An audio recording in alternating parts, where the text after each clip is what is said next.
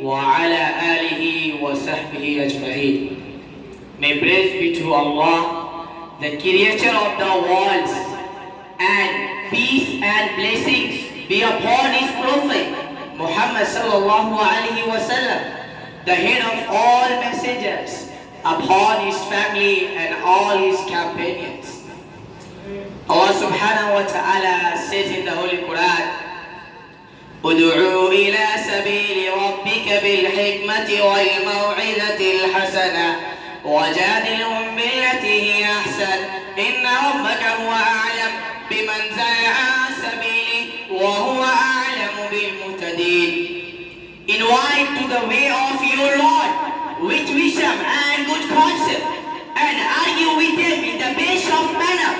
Surely your Lord knows best, the one who deviates from his face, and he knows the best ones who are on the right path. Dear brothers, in Islam, Allah subhanahu wa ta'ala has created us, and he gave us everything we need to live in this world. He created the sun and the moon for us.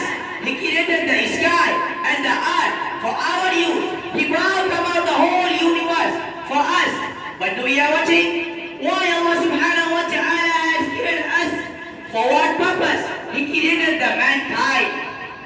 So my dear brothers, we should know that Allah subhanahu wa ta'ala has created us to live according to His command.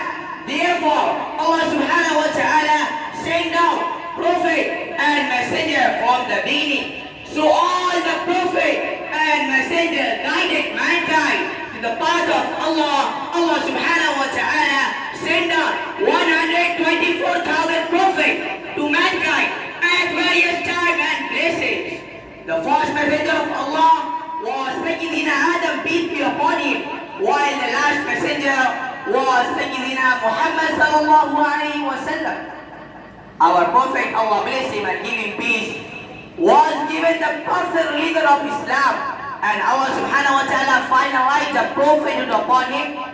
Allah subhanahu wa ta'ala regarded Islam as global, eternal and perfect leader for all mankind. Thus the responsibility of dawah fell upon the shoulders of Muslims, as the Quran said, كنتم خير أمة أخرجت للناس تأمرون بالمعروف وتنهون عن المنكر وتؤمنون بالله. You are the best people ever raised for mankind. You beat the fair and forbid the unfair, and you believe in Allah. On the other hand, our beloved Prophet, Allah bless him and give him peace, demanded all Muslims in his famous speech of farewell Hajj before more than 100,000 Sahaba. Beware, those who are present should convey my message to those who are absent. In the light of these verses and tradition, it is our duty to preach Islam and introduce into those who are aware of this true religion. We should know that the whole world is searching for truth. The people of the entire world is tired for the whole superstition and modern materialism. They are wandering about in the quest of mental peace and rational spirituality. Brothers, so we must fulfill our religious duty. We should present Islam before others and remove the widespread misconceptions. Everyone who has studied the life of Sahaba knows well that wherever they move, they went with Islamic spirit. People got impressed by them and converted to Islam in groups. We should make ourselves true and sincere Muslims. We should present such a manner that make the truth of Islam mirror from our deeds and practices.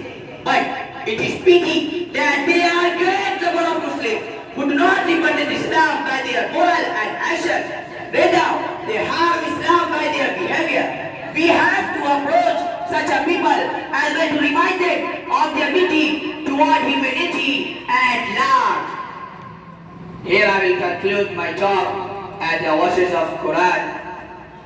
وَمَنْ أَحْسَنُ قَوْلًا مِمَّنْ دَعَا إِلَى اللَّهِ وَعَمِلَ صَالِحًا وَقَالَ إِنَّنِي مِنَ الْمُسْلِمِينَ. Who can be better in the words than the one who called towards Allah and act righteously.